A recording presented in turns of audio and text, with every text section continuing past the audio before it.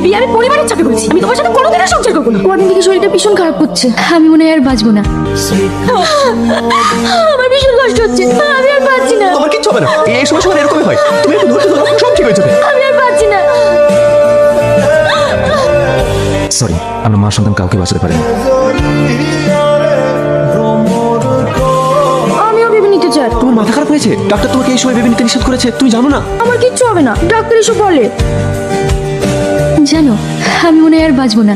যদি আমার কিছু হয়ে যায়, তুমি আমার বিয়ে করো। কি উল্টো পাল্টা বলছো?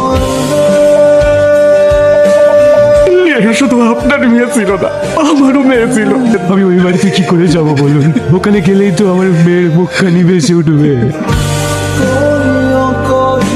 কি রে, তুই আজই চলে যাবি নাকি? হ্যাঁ মা, আমাকে আজকেই ফিরে যেতে হবে। তোর আব্বা তোকে ডাকছে। আব্বু, কিছু বলছো? হ্যাঁ বস, দেখ মা, আমি একটা সিদ্ধান্ত নিয়েছি। রাহুল খুব ভালো ছেলে, আর ওর মতো ফ্যামিলি আর কোথাও পাও না। তাই আমি তোর সঙ্গে রাহুলের। হে, তুমি কি বলছো মা? আবার মাথাটা খারাপ হয়ে গেছে নাকি? আমি আর বিয়ে করতে পারবো না। তুই একটু বোঝার চেষ্টা কর মা, রাহুল অনেক ভালো ছেলে। তোমার বড় মেয়ে মারা যাওয়ার সাথে সাথে তোমার মাথাটাও খারাপ হয়ে গেছে। আমারও নিজস্ব একটা স্বাধীনতা আছে, আমি আর বিয়ে করতে পারবো না।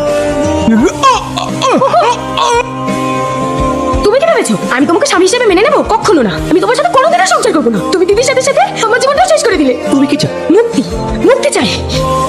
ঠিক আছে, একদিন আমি সব ভুল নিজের ঘাড়ে নিয়ে তোমাকে আমি মুক্ত করে দেবো। ভয় নেই, তোমাকে আমি স্পর্শ করবো।